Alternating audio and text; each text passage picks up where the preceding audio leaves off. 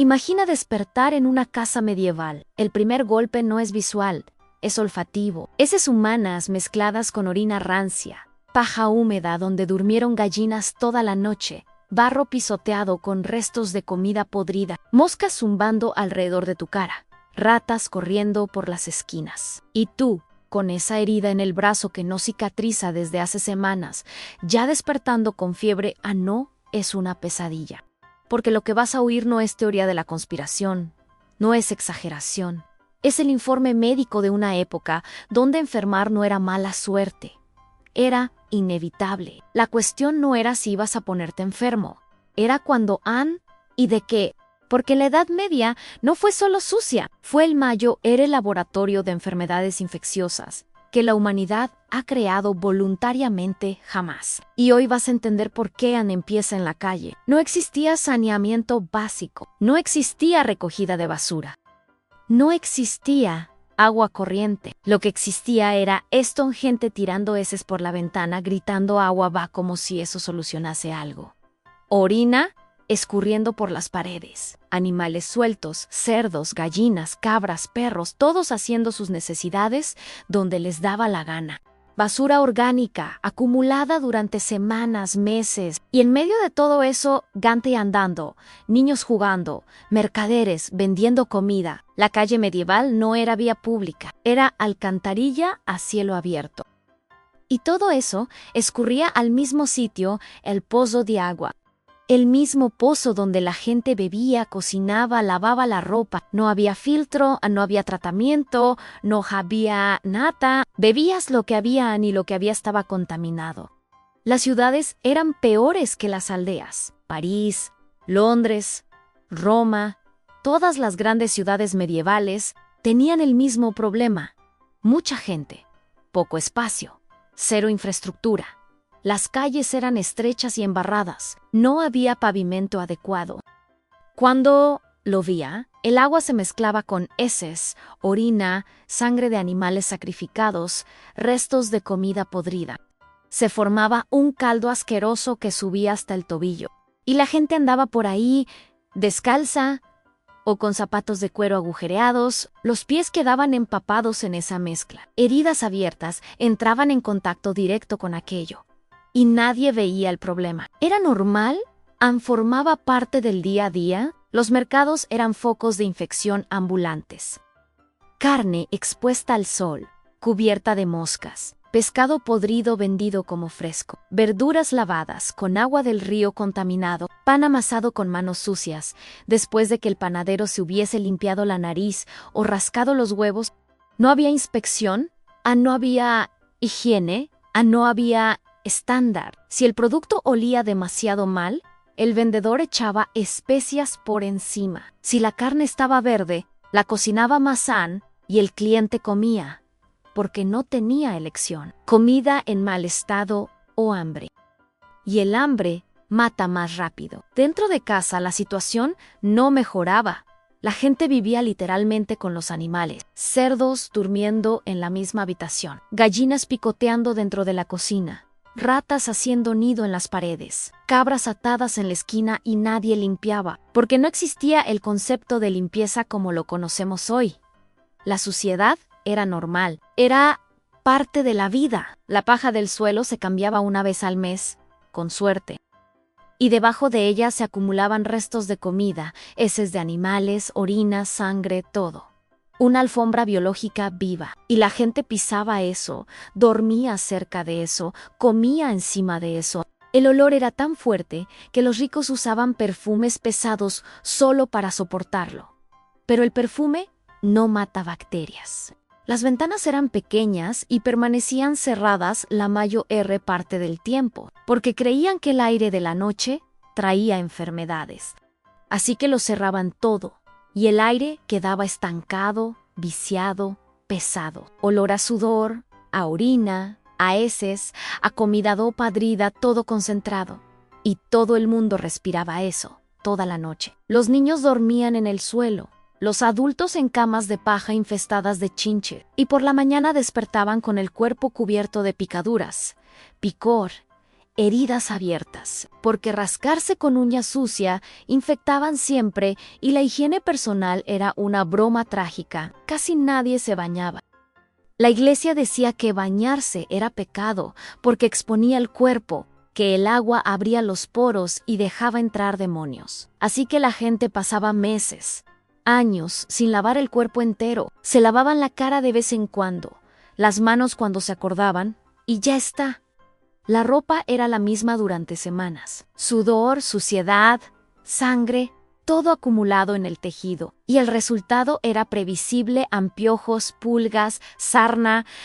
Todo el mundo los tenía. Rico, pobre, noble, campesino. La diferencia es que el rico tenía más ropa para cambiar, pero tampoco se lavaba. Las pulgas saltaban de persona a persona. En las iglesias, en los mercados, en las tabernas, nadie se libraba a las heridas. Nunca se limpiaban como es debido. Te cortaste el dedo. Ataban un trapo sucio y rezaban. ¿Te hiciste daño en el pie? Ponían barro por encima porque alguien dijo que curaba. ¿Te arañaste la rodilla? Escupían encima. Y la infección entraba, se extendía, pudría la carne. Mucha gente moría de una herida pequeña que hoy se resolvería con agua y jabón. Pero el agua limpia era un lujo, y el jabón ni siquiera existía para el pueblo común. Los dientes eran otra pesadilla.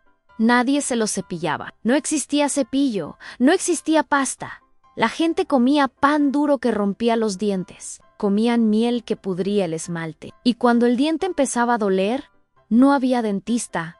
Había el herrero. El tío que erraba caballos también arrancaba dientes. Con los mismos alicates sucios, sin anestesia. Mucha gente moría de infección después de arrancarse un diente, porque la herramienta estaba contaminada, porque la boca ya estaba llena de bacterias, porque todo conspiraba para matar. Ahora junta todo eso: anses en la calle, animales dentro de casa, ropa sucia, cuerpo sucio, heridas abiertas, agua contaminada, comida en mal estado, dientes podridos. ¿Qué crees que iba a pasar? Exacto. Enfermedades. Muchas enfermedades. Y todas a la vez. La peste bubónica fue la más famosa, pero no fue la única. Era causada por pulgas infectadas que vivían en las ratas. Y las ratas estaban por todas partes, porque había basura por todas partes. La pulga picaba a la rata moría. La pulga saltaba a otra rata y eventualmente saltaba al ser humano. La persona empezaba con fiebre alta, escalofríos violentos. Después surgían los bubones, hinchazones enormes y dolorosas en las axilas, ingle, cuello, del tamaño de un huevo, a veces más grande. La piel alrededor quedaba negra, necrosada, el cuerpo se pudría en vida. La persona deliraba de dolor y fiebre, vomitaba sangre, escupía sangre y moría en cuestión de días, a veces horas, sin tratamiento, sin cura, sin explicación. Decían que era castigo de Dios, pero era suciedad pura. La peste mató entre 75 y 200 millones de personas en la Europa medieval, un tercio de la población. Aldeas enteras desaparecieron, familias extintas, y nadie entendía cómo parar aquello. Quemaban los cuerpos, pero ya era tarde. Mataban a los judíos pensando que eran culpables, pero la peste continuaba, porque el problema no eran las personas, eran las ratas, y a las ratas les encantaba la suciedad medieval. La disentería y el cólera eran aún más comunes, y el origen era siempre el mismo agua contaminada. Heces humanas, en el río, en el pozo, en la fuente. La persona bebía esa agua y listo. Empezaba con dolor de barriga leve. Después venía la diarrea, violenta, incontrolable. El cuerpo perdía líquido más rápido de lo que podía reponer en deshidratación, en debilidad, en piel grisácea, ojos hundidos, la boca se secaba, la lengua se hinchaba y la muerte llegaba en pocos días. Y moría todo el mundo en la misma casa, porque todos bebían de la misma agua. Familias enteras eran barridas en semanas y nadie entendía por qué, porque el enemigo era invisible. Está el caso documentado de una aldea en Inglaterra siglo XIV. Fuentes de la época relatan que 40 familias vivían allí. La fiebre tifoidea seguía la misma lógica, pero esta vez el problema era la comida. Comida preparada con manos sucias tocada, almacenada en lugares inmundos. La persona comía y empezaba el ciclo. Fiebre alta, delirio, manchas rojas en el cuerpo que parecían picaduras. El intestino sangraba por dentro. La persona cagaba sangre oscura. El estómago se hinchaba. La mente se perdía y la muerte era lenta, dolorosa, inevitable. Los ricos no se libraban. Porque incluso con más comida, la comida seguía siendo preparada por gente sucia, en cocinas sucias, con utensilios sucios. ¿Existe registro de un banquete real en Francia?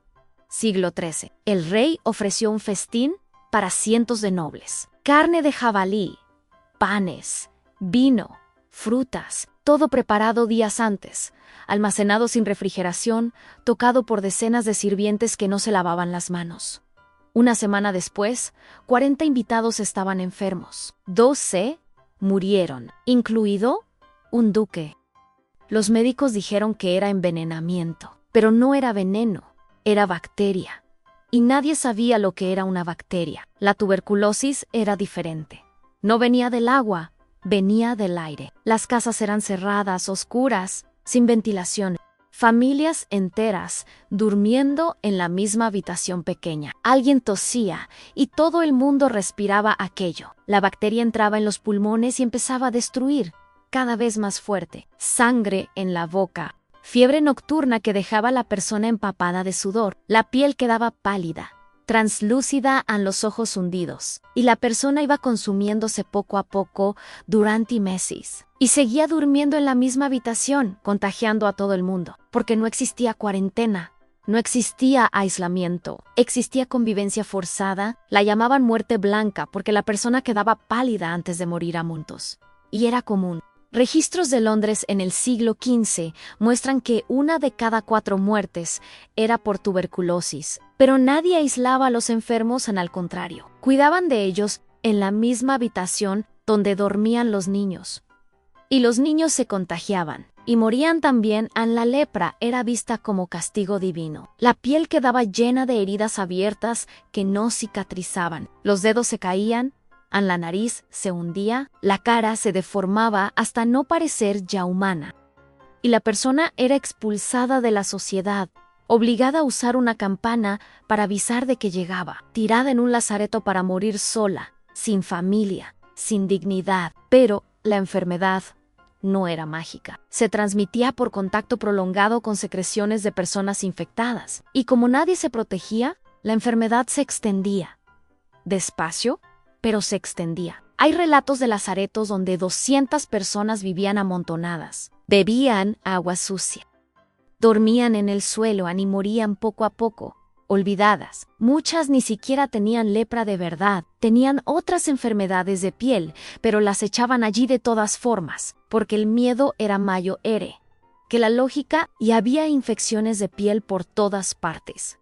Cualquier arañazo podía convertirse en gangrena, porque no había limpieza, no había desinfección, no había antibiótico. La carne se pudría en vida, quedaba negra, después verde, después licuada. El olor era insoportable.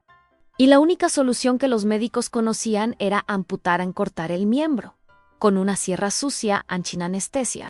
Ataban al paciente, le daban alcohol para beber hasta desmayarse, y cortaban rápido y muchas veces la infección continuaba de todas formas, porque la sierra estaba contaminada, porque la mesa estaba sucia. Había gente intentando curar esas enfermedades, y la medicina medieval era una sentencia de muerte disfrazada de tratamiento. Los médicos creían que la enfermedad venía del desequilibrio de los humores del cuerpo: sangre, flema, bilis amarilla, bilis negra. Y para equilibrar, había que sacar el exceso, así que hacían sangrías.